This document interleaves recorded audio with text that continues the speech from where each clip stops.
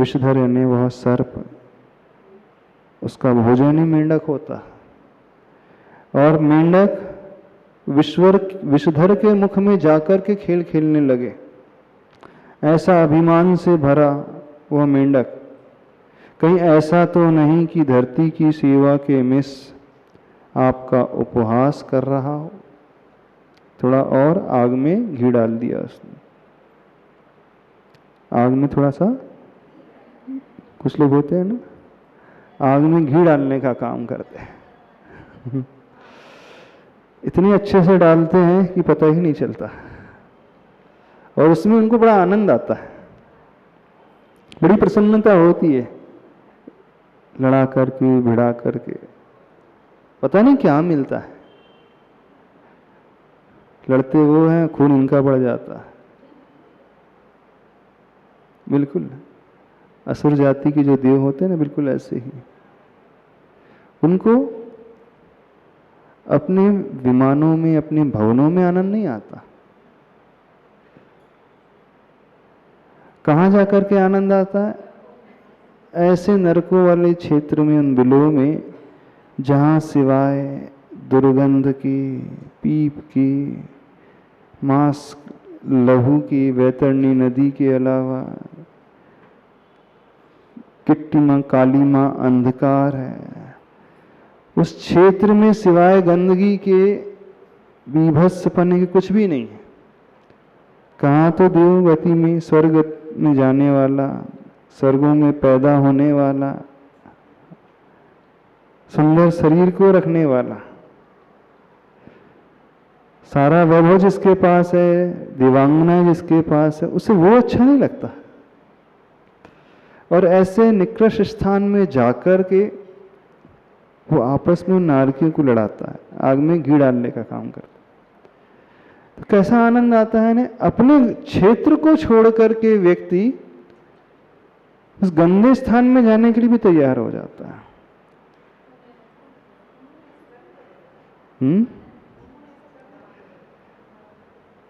ऐसे क्षेत्र में जाकर के, ने सुख वाले क्षेत्र को छोड़ करके दुख कष्ट वाले क्षेत्र में, समझने की कोशिश की जानी चाहिए। तो ऐसे ही संसार में कुछ लोग होते हैं, उनको अपने घर में जहाँ सुख सुविधाएं वहाँ अच्छा नहीं लगता है, किसी और जगह जाकर के लड़ाते भिड़ाते हैं। ऐसे भी जीव होते हैं। उन्होंने ऐसे कर्म करे, वो असुर जाति में पैदा हुए ना, तो वहाँ उनका स्वभाव ही ऐसी होता है। बिल्कुल दुर्गतियों में जाएंगे, उस समय वो शुभ कर्म का थोड़ी बंद करेंगे। भले ही देवगति के जीव हैं, भवनत्रिक के जीव हैं, पुण्य आश्रय थोड़ी कर रहा है उस समय। कोई किसी को लड़ा रहा है, भिड़ा रहा है, नियम से पापाश्रय कर रहा है, अशुभ कर्म का ही आश्रय होगा। जब अशुभ कर्म का आश्रय बंद होगा तो फल भी उसको वैसे ही मिलेगा। ऐसे जीव तिर्यंच आदि गतियों में पैदा होकर के, अथवा कथनचित मनुष्य भी बन जाए तो इस प्रकार इस ऐसे क्षेत्र में ही पैदा होते हैं और उनका वैसा ही स्वभाव प्राय हो जाता है। तो वही कार्य जो है प्रभाकर कर रहा है, समुद्र कर रहा है, सागर कर रहा है। कहीं ऐसा तो नहीं कि धरती की सेवा के मिश का अर्थ होता है बहाने, उसके बहाने वो आपका उपहास कर रहा हो, राहु आपका वो मजाक ही उड़ा रहा हो। वो प्रभाकर कुछ भी हो, कुछ भी लो, मन चाहा मुंह मांगा, मांग पूरी होगी सम्मान के साथ, यह अपार राशि राह देख रही है। कुछ भी हो, कुछ भी ले, मन में जो इच्छा हो, मन में जो चाहा है आपके, मुंह मांगा, सब कुछ मिलेगा और पूरे ससम्मान सम्मान के साथ मिलेगा। क्या? वो धन राशि, अपार रत्नों की राशि। इसीलिए तो जोड़ करके रखी है आपके लिए। पहले उसने चंद्रमा को रिश्वत दी, अब वो राहु को रिश्वत दे रहा है। शिष्टों का उत्पादन पालन हो, दुष्टों का उत्पातन गालन हो। संपदा की सफलता वह सदुपयोगिता में है ना। जो वैभव होता है, धन होता है, उसका वैसा उपयोग क्या होना चाहिए? जो शिष्ट पुरुष हैं, शिष्ट यानी सभ्य, शिष्ट जन जिसे कहा जाता है, उनका तो पालन पोषण होना चाहिए, उनके लिए वह सहायक होना चाहिए। और जो दुष्ट प्रकृति के लोग हैं, उनका गालन हो, उत्पातन हो, यानी वे नीचे की ओर आए, वे आगे न बढ़े। संपदा की सफलता व सदुपयोगिता है, यानी संपदा का यही सदुपयोग हो कि वह सभ्य जनों के लिए, अच्छे लोगों के लिए उपयोग में आए, और जो असभ्य हैं, दुष्ट प्रकृति के हैं, उन्हें वह थोड़ा सा बाधक तत्व के रूप में आ जाए। राह में राशि मिलती देख राहु गुमराह सा हो गया। हाय खेद की बात है, राहु की राह ही बदल गई, और चुपचाप यह सब पाप होता रहा दिन दहाड़े। सरासर सागर से निर्यात सौर मंडल की ओर। बिना मेहनत किए फ्री में जब धन संपदा मिल रही है तो क्या हो रहा है? राह में राशि मिलती देख राहु गुमराह हो गया। बड़े बड़े लोग भी गुमराह हो जाते हैं जब रिश्वत मिलती है। हाय खेद की बात है, राहु की राह ही बदल गई, इसका रास्ता ही बदल गया, और चुपचाप यह सब पाप होता रहा दिन दहाड़े। सरासर सागर से निर्यात सौर मंडल की ओर। क्या निर्यात हो रहा है? वो रत्न राशि। यान में भर भर कर झिलमिल झिलमिल अनगिन निधियां, पेज नंबर 236। ऐसी हस्ती धवलिम हंसियां, मनहर हीरक मौलिक मणियां, मुक्ता मूंगा माणिक छवियां, पुखराजों की पीलिम पटियां, राजाओं में राग उभरता नीलम की नग रजतिम छड़ियां। कविता लिखी है आचार्य, अनुप्रास अलंकारम के माध्यम से। यदि कोई अलंकार जानता हो, साहित्य जिसने पढ़ा हो, हिंदी तो पढ़ी है कि नहीं पढ़ी? इतना तो समझते ही होंगे कि नहीं? बहुत अच्छे से गुरुवर ने उस अनुप्रास के माध्यम से, कविता के माध्यम से वर्णन किया। यान में भर भर कर झिलमिल झिलमिल अनगिन निधियां। कितनी निधियां? अनगिन, गिनती नहीं हो सकती है। ऐसी हस्ती धवलिम हंसियां, मानो वे हंसी के साथ, धवलता के साथ।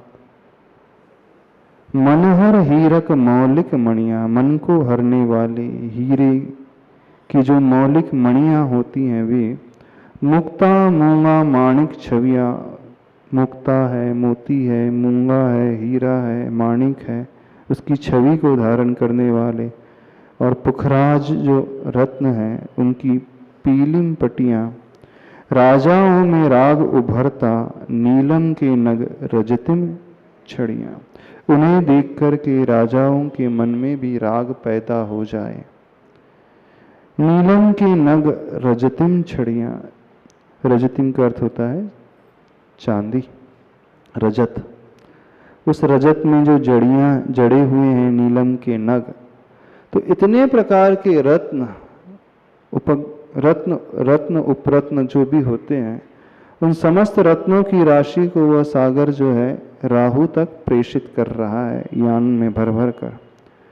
सागर पक्ष का समर्थन हुआ, राहु राजी हुआ, राशि स्वीकृत हुई, सो दुर्बलता मिटी, सागर का पक्ष सबल हुआ। जब राहु का घर भर गया, अनुद्यम प्राप्त अपाप निधि से, अमाप निधि से, तब राहु का सर भर गया विष विषम पाप निधि से, यानी अस्पृश्य निधि के स्पर्शन से।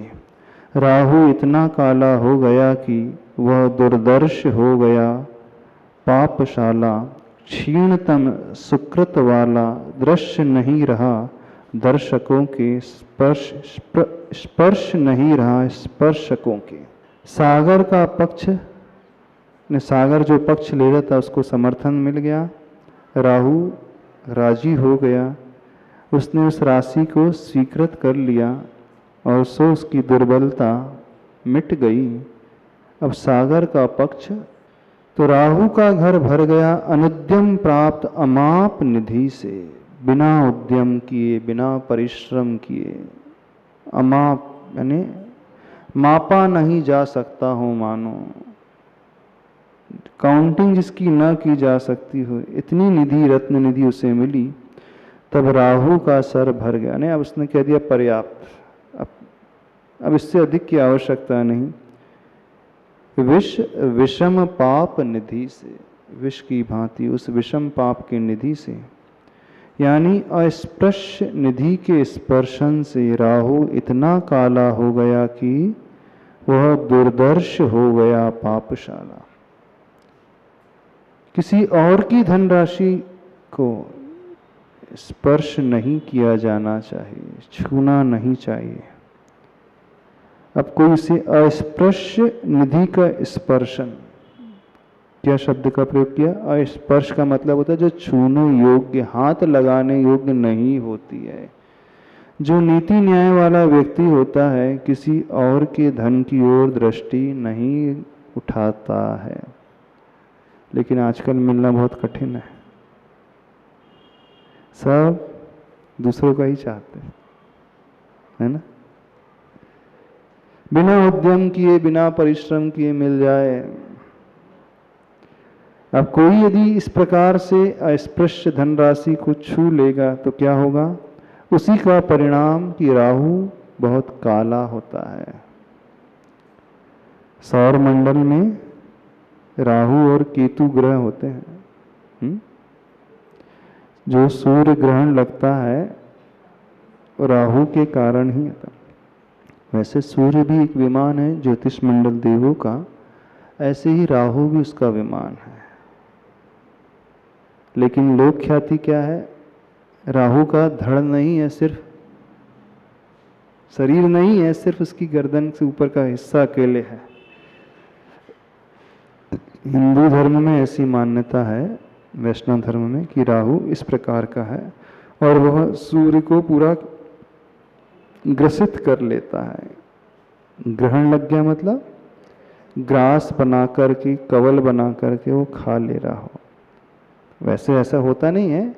हाँ, सूर्य और पृथ्वी के बीच में राहु का विमान आ जाता है, क्योंकि राहु भी सुमेरु पर्वत की परिक्रमा आदि लगाते रहता है। तो उनके बीच में जब आ जाता है तो वहाँ पूरा का पूरा अंधकार जैसा छा जाता है और वह ग्रहण कहलाता है। वही वर्णन आने वाला है। तो राहु एकदम काला माना जाता है, कृष्ण वर्ण, काले वर्ण का। तो बोले काला क्यों हो गया राहु? आचार्य भगवान कह रहे हैं चूंकि उसने अस्पृश्य निधि को स्पर्श कर लिया, रिश्वत उसने ले ली, दूसरे के धन को हाथ लगा लिया, इसीलिए वह इतना काला हो गया कि वह दुर्दर्श हो गया पापशाला। यानी राहु होता उसी सौरमंडल विमान में है, लेकिन वह नजर नहीं आता। इतना काला हो गया कि वो होते हुए भी, अस्तित्ववान होते हुए भी वह नजर नहीं आता। दुर्दर्श का अर्थ हो क्या है? दर्शनीय नहीं रहा, उसे देखना भी बड़ा कठिन, दुर्लभ हो गया। और वह पाप को ही कमाने वाला, पापशाला, क्षीणतम सुकृत वाला। सुकृत का अर्थ होता है पुण्य, सु यानी अच्छा, कृत यानी कर्म। तो पुण्य के लिए एक नाम आता है सुकृत। तो उसका पुण्य एकदम क्षीणतम है, जघन्यतम है। दृश्य नहीं रहा दर्शकों के, स्पर्श नहीं रहा स्पर्शकों के। दर्शक जिसे देख नहीं सकते, स्पर्श करने वाला जिसे छू नहीं सकता, ऐसा वह राहु हो गया। लो विचारों में समानता घुली, दो शक्तियां परस्पर मिली, गुरुवेल तो कड़वी होती ही है और नीम पर चढ़ी वह फिर कहना ही क्या। पूरी कविता पहले पढ़ लेते हैं, पेज नंबर 237। भली बुरी भविष्य की गोद में है, करवटें लेती पड़ी अभी, इस पर भी दोनों के मन में चैन कहाँ, आकुलता कई गुना बढ़ी है, दिन में रात में प्रकाश में तम में, आंख बंद करके भी दोनों प्रलय ही देखते हैं, प्रलय ही इनका भोजन रहा है, प्रलय ही प्रयोजन रहा है। विचारों में समानता आ गई। किनके विचारों में? जो समुद्र का विचार था वही विचार राहु का भी हो गया। एक जैसे विचार वाले मिल जाते हैं तो एक पर एक वो 11 हो जाते हैं। दो शक्तियां परस्पर मिल गई। समुद्र अपने आप में भी शक्तिशाली था और जब राहु का बल मिल गया तो वो राहु की शक्ति भी बहुत अपरंपार थी। तो कैसी हो गई? गुरुबेल तो कड़वी होती ही है और नीम पर चढ़ी वह फिर कहना ही क्या। एक जड़ी होती है, लता होती है, गिलोय जैसे बोलते ना, हाँ गिलोय गुरुबेल वही गिलोय। अभी कोरोना काल में सबसे ज्यादा उसी का सेवन करने के लिए सारे वैद्य डॉक्टर बोल रहे थे, क्योंकि एलोपैथी में तो कोई इलाज था ही नहीं। प्रिकॉशन रखने के लिए, सेफ्टी रखने के लिए, इम्यूनिटी पावर बढ़ाने के लिए सबसे ज़्यादा सबने किसका सेवन किया? अभी गिलोय की लता का ही, उसी का काढ़ा बना करके, काढ़ा जिसे सूट नहीं होता है तो उसकी बटी ले करके। तो गिलोय अपने आप में, अथवा वो गुरुवेल अपने आप में बहुत ज़्यादा कड़वी होती, और वैसे तो कड़वी होती, और यदि वह नीम के पेड़ पर चढ़ जाए तो फिर कहना ही क्या। ऐसे कहावत है ना, एक तो करेला नीम पे चढ़ा। तो ऐसे ही वह गुरुवेल की लता जो है अपने आप में जो बहुत कड़वी होती है और नीम पर चढ़ी तो फिर कहना ही क्या। बस वैसी ही स्थिति। समुद्र तो अपने आप में कड़वा था ही, इसके विचार अशुभ थे ही, कृष्ण लेश्या वाले थे ही, क्रोध से वो भरा हुआ ही था। अब वह किसका सानिध्य और साथ और पा जाता है? उस राहु का। तो राहु उस नीम के वृक्ष की भांति। तो भली बुरी भविष्य की गोद में है, करवटें लेती पड़ी अभी, इस पर भी दोनों के मन में चैन कहाँ, आकुलता कई गुना बढ़ी है। यानी दोनों कड़वाहट से भरी हुई हैं, दोनों के मन में अब चैन शांति नहीं है और आकुलता कई गुना बढ़ रही है। दिन में, रात में, प्रकाश में, तम में, चाहे दिन हो चाहे रात हो, चाहे प्रकाश हो चाहे अंधकार हो, आंख बंद करके भी दोनों प्रलय ही देखते हैं। यानी आंख बंद करके भी कुछ दिखता है। शायद आंख बंद करके ज्यादा अच्छा दिखता है। दिखता है ना, सपने भी आंख ही बंद करके दिखते हैं। आंख बंद करके जो धारणा होती है वही नजर आ जाता है, जो हम सोचते हैं वही नजर आ जाता है। यदि कोई अच्छे विचारों से भरा है तो आंख बंद करके उसे भगवान नजर आ जाएंगे, और कोई बुरे विचारों से भरा है तो वो बुराई का विचार, वो बुराई की घटना वही नजर आएंगे। तो आपको क्या नजर आता है आंख बंद करके?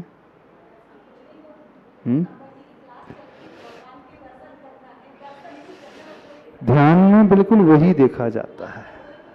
आंख बंद करके प्रभु को, गुणों को, रूप को, स्वरूप को। अब जिसके जैसे विचार होते उसे वही नजर आएगा। अब जिसे इंद्रियों के विषय की लत लग जाती है उसे आंख बंद करके वही दिखता है। खाना पीना घूमना, नहीं दिखता। अरे वही नजर आता है, उसमें क्या है? जिससे अन्न लत लग जाती है, नशा लग जाता है, तो वो आंख बंद करके वही देखते रहता है।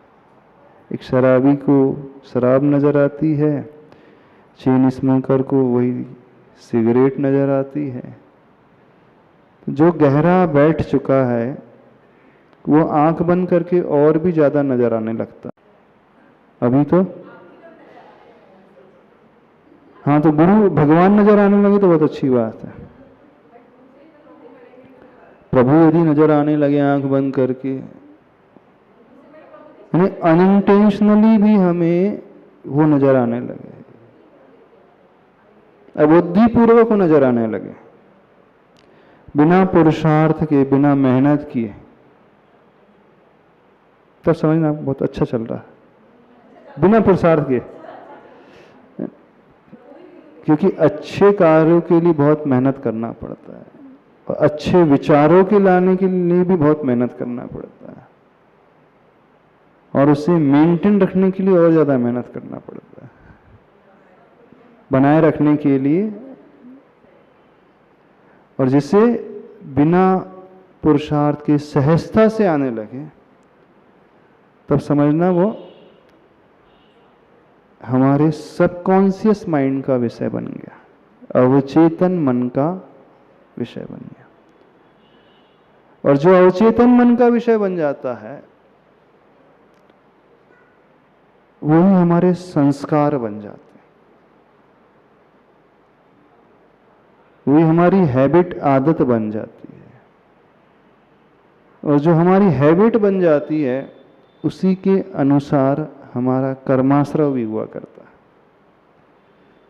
कभी सोचना, कर्म का आश्रव 24 घंटे होते रहता है, रात्रि में भी होते रहता है। अब रात में हम सो रहे हैं, करते तो कुछ नहीं। कौन से कर्म कमाते हैं हम रात्रि में? कि आधी जिंदगी लगभग सोते सोते ही निकल जाती है, निकल जाती ना। ये सोते समय यदि पुण्याश्रय, शुभाश्रय होने लगे तब मानना कुछ अच्छा है। बिल्कुल सही बात है। सोते समय वो होने लगे तो बहुत अच्छा है, क्योंकि बहुत कठिनाई से होता है। क्योंकि सोते समय हम अपनी पहचान कर सकते हैं कि हम क्या देखते हैं आंख बंद करके, क्या नजर आता है आंख बंद करने के बाद सपनों में। वो सपने हमारी पहचान, ओरिजिनल में हम क्या हैं बताने वाले होते। क्योंकि जब आंख खुली होती है तो हम वह बताने की कोशिश करते हैं जिसे दुनिया अच्छा मानती है, दुनिया हमारे लिए अच्छा समझेगी, वह दिखाने की कोशिश की जाती है। इसका अर्थ है हम होते कुछ और हैं, दिखाने की कोशिश कुछ और करते हैं। क्योंकि कोई भी व्यक्ति, बुरे से बुरा व्यक्ति भी जो होता है ना, पापी से पापी व्यक्ति भी दुनिया के सामने अपने आप को बहुत अच्छा ही दिखाने की कोशिश करता है। वो कभी दिखाने की कोशिश करेगा कि मैं बहुत बुरा हूं, मैं बहुत पापी हूं, मैं गलत करने वाला हूं। वो इतना अच्छा बताने की कोशिश करता है कि नहीं, मैं बहुत अच्छा इंसान हूं, मेरी विचारधारा बहुत अच्छी है, मैं अच्छे अच्छे कार्य करता हूं। तो वहां तो बनावटीपना आ जाता है। दिन के उजाले में बनावटीपना आता है। एक ही व्यक्ति अपने ओरिजिनल स्वरूप में नहीं रहता है दुनिया के सामने। वो होता कुछ और है, लेकिन दुनिया के सामने अपने आप का रिप्रेजेंटेशन कुछ और ही करता है। लेकिन जब उसकी आंख बंद होती है ना, जब कोई आसपास नहीं होता है, तो मूल में जो वो स्वयं होता है वही निकल करके आता है। इसे समझने की कोशिश करना। और सपने वही बताएंगे जो हम होते हैं। सपनों में वही झलकेगा जो हम अंदर से चाह रहे हैं। सपने में वही दिखेगा जो हमारी अबुद्धिपूर्वक क्रिया में बैठ चुका है। जो हमारा सबकॉन्शियस माइंड एक प्रकार से तैयार हो चुका है, चाहे वो अच्छा हो अथवा बुरा हो, फिर वह निर्णय करेगा कि हम किस प्रकार के हैं।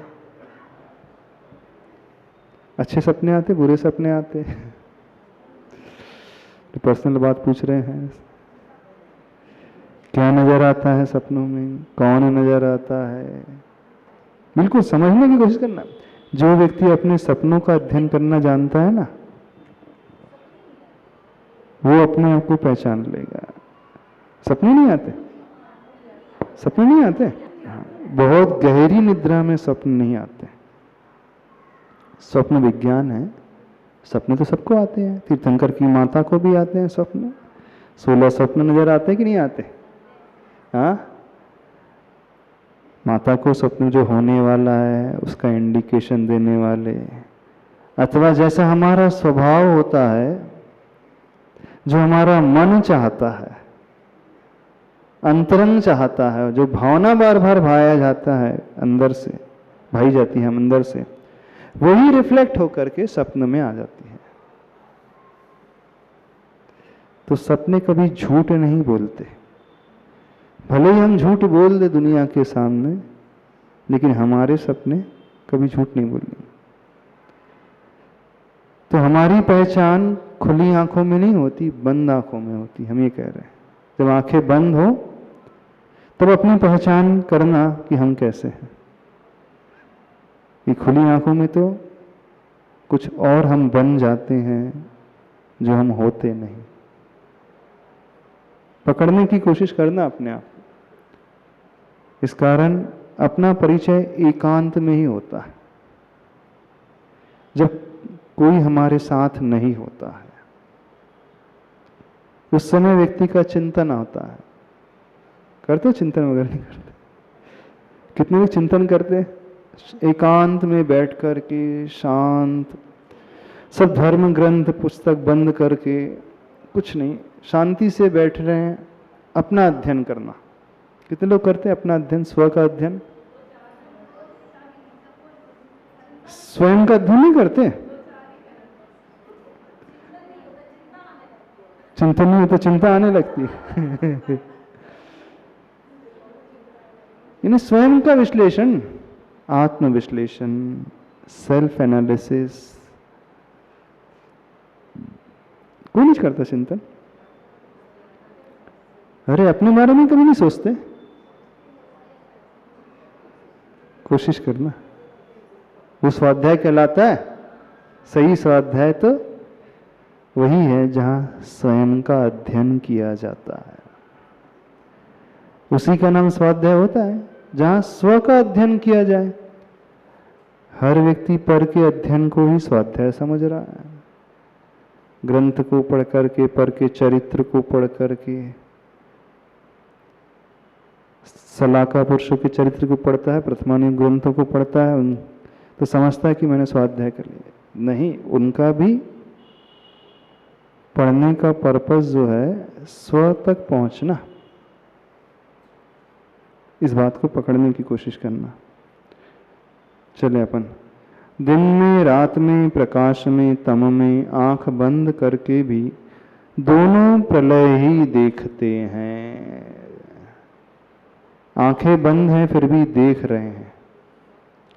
प्रलय ही इनका भोजन रहा है, प्रलय ही प्रयोजन। यानी प्रलय की ही इच्छा कर रहे हैं, वही उनका भोजन बन रहा है। नहीं, खाते समय में भी वही प्रलय की बातें, वही चिंतन, पीते समय भी 24 घंटा सिर्फ वही और वही भाव। तो उस समुद्र यानी सागर और राहु दोनों का क्या भोजन हो गया? प्रलय, और उनका प्रयोजन भी प्रलय। आगे, धरती के विलय में निलय किसे मिलेगा, और कहाँ वह जीवन साधन। धरती की विजय में अभय किसे न मिलेगा, और यहाँ जीवन सा धन। देखना आचार्य भगवान ने शब्दों का चुनाव किस प्रकार से किया। धरती के विलय में निलय किसे मिलेगा, यानी यदि प्रलय हो जाएगा, प्रलय विलय निलय सब में लय लय आ रहा है। प्र उपसर्ग लग करके प्रलय बन गया, नी उपसर्ग लग करके निलय बन गया, वी उपसर्ग लग करके विलय बन गया। अब अर्थ लिखना, धरती के विलय में निलय किसे मिलेगा, धरती का जब विलय हो जाएगा, वो जलमग्न हो जाएगी, नष्ट हो जाएगी, तो निलय यानी वो स्थान, अवकाश, रहने का क्षेत्र किसे मिलेगा, और कहाँ वो जीवन साधन। जब प्रलय हो जाएगा तो जीवन ही नहीं बचेगा, कोई साधन ही नहीं बचेंगे, चारों तरफ अपार अथाह जल राशि के अलावा कुछ नहीं। और धरती की विजय में अभय किसे न मिलेगा। अब इससे ठीक विपरीत, यदि धरती की विजय होगी तो अभय दान किसे न मिलेगा, अर्थात हरेक प्राणी मात्र को, जीव मात्र को अभयदान मिल जाएगा, वो भय से ऊपर उठ जाएगा। और यहाँ जीवन सा धन, ऊपर भी साधन शब्द का प्रयोग किया था आचार्य भगवान ने, क्या, और कहाँ वह जीवन साधन, और यहाँ क्या कह रहे हैं, और यहाँ जीवन सा धन। शब्द देखिए, अक्षर बिल्कुल वही है, लेकिन तोड़ करके जो लिख रहे हैं उससे पूरा अर्थ बदल गया। तो उस विलय में, प्रलय में कहाँ जीवन साधन, और इस विजय में क्या, जीवन सा धन। सबसे बड़ा धन जो है जीवन ही बच जाए, प्राण ही बच जाए, इससे बड़ा धन कुछ नहीं। हमें तुम्हें और उन्हें यहाँ कोई चाहे जिन्हें, हाय परंतु कहाँ प्राप्त है इसे, इस विचार का विस्तार इन्हें। कुटिल व्याल चाल वाला, कराल काल गाल वाला, साधु बल से रहित हुआ, बाहु बल से सहित हुआ। क्या कहा जा रहा है, हमें तुम्हें और उन्हें यहाँ कोई चाहे जिन्हें, हाय परंतु कहाँ प्राप्त है इस विचार का विस्तार इन्हें।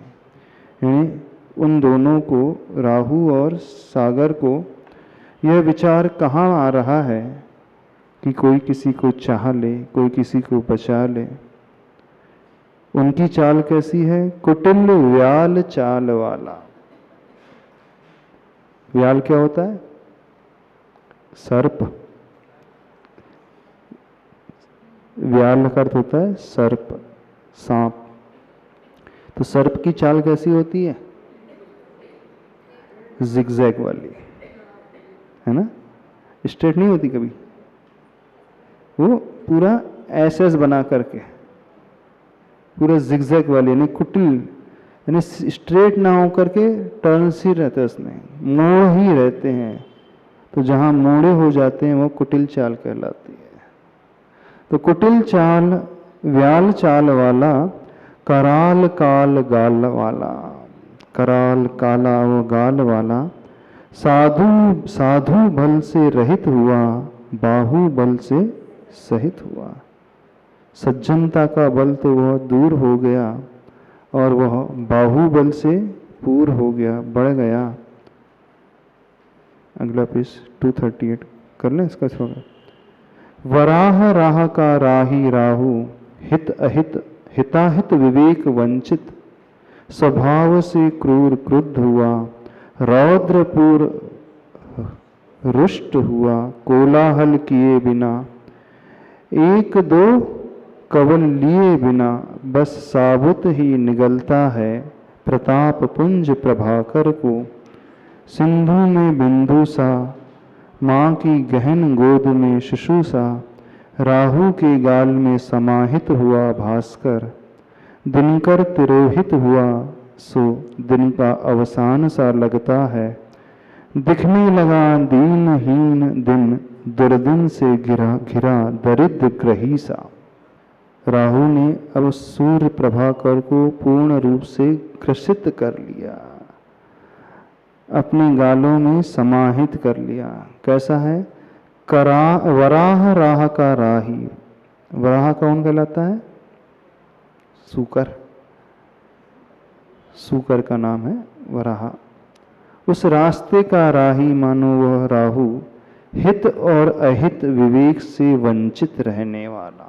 क्या ठीक है, क्या गलत है, क्या हितकारी है, क्या अहितकारी है, यह विवेक, यह भेद ज्ञान जिसे नहीं है, स्वभाव से ही क्रूर क्रुद्ध हो गया, रौद्रपुर रुष्ट हुआ, कोलाहल किए बिना, यानी बिना कोई शब्द किए चुपचाप धीरे से, एक दो कवल किए बिना। कवल का अर्थ होता है ग्रास, समझे ना? कवलाहार, तीर्थंकर भगवान कवलाहारी नहीं होते हैं। तो कवल का अर्थ होता है ग्रास। मणिराज को क्या दिया जाता है हार में? कवल बना करके, ग्रास बना करके। तो एक दो कवल किए बिना, जैसे मानो साबुत रोटी को ही वह खा रहा हो, साबुत सूर्य को ही वह निगल रहा, पूर्व बस साबुत ही निगलता है प्रताप पुंज प्रभाकर को। कैसा है वो प्रभाकर? सिंधु में बिंदु सा, यानी उस अनंत आकाश के समुद्र में एक बिंदु मात्र सा नजर आ रहा हो। माँ की गहन गोद में शिशु सा, माँ की उस गहरी गोद में मानो वह शिशु बालक आ गया हो।